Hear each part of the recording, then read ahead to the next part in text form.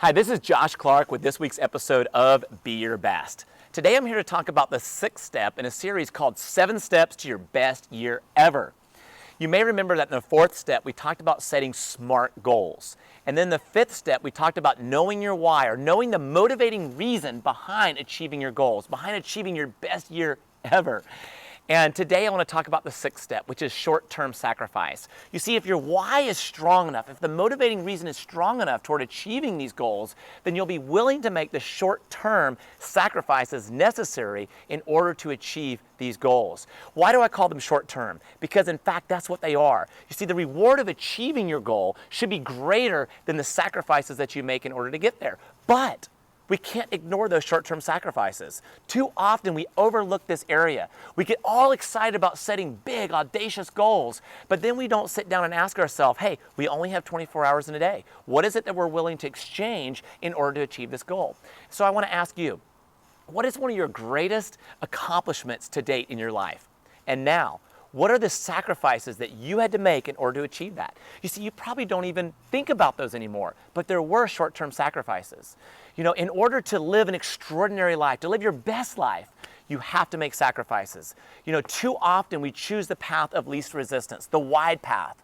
But you know, if we'll simply do the opposite of what we feel like doing. You know, I remember when my family was starting a business, Dad sitting us all down and asking, are you willing to make these short-term sacrifices? And if so, here's what we can achieve. You know, I look back and I'm so thankful, you know, that we made those sacrifices. Were they great? Yes, they were. But the reward was even greater. Think about the Super Bowl yesterday. Do you think for one moment that those two teams out there on the gridiron playing the greatest, you know, in the greatest game of their life, you know, do you think for a moment they didn't have to make sacrifices? Of course they did, and so do you.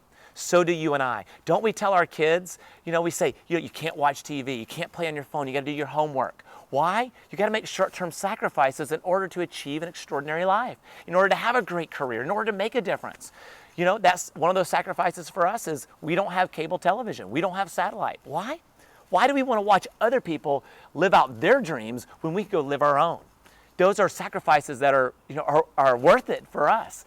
And so do the opposite of what you feel like doing. You know, and don't quit. When you feel like quitting, say, no, I'm going to do the opposite.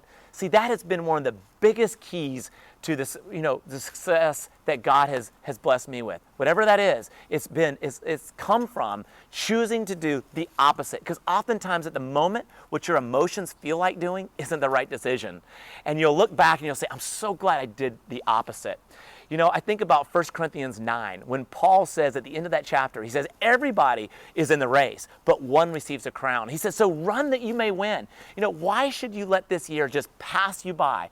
Why should you look back and, you know, at another wasted year? You know, God has given you, blessed you with unique talents, gifts, and abilities that only you possess. What are you going to do with it? Are you going to make those short-term sacrifices and live an extraordinary life, a life of impact? I know you will. It's your destiny.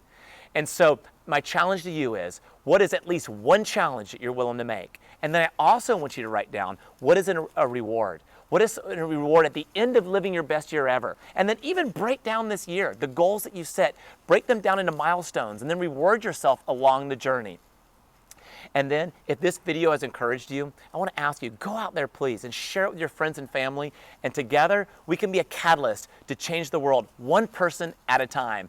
And I can't wait to come back next week and join you as together we talk about the 7th step, which really is the quintessential key to achieving your goals and living your best year ever. I look forward to seeing you there. In the meantime, make it an awesome week, and God bless.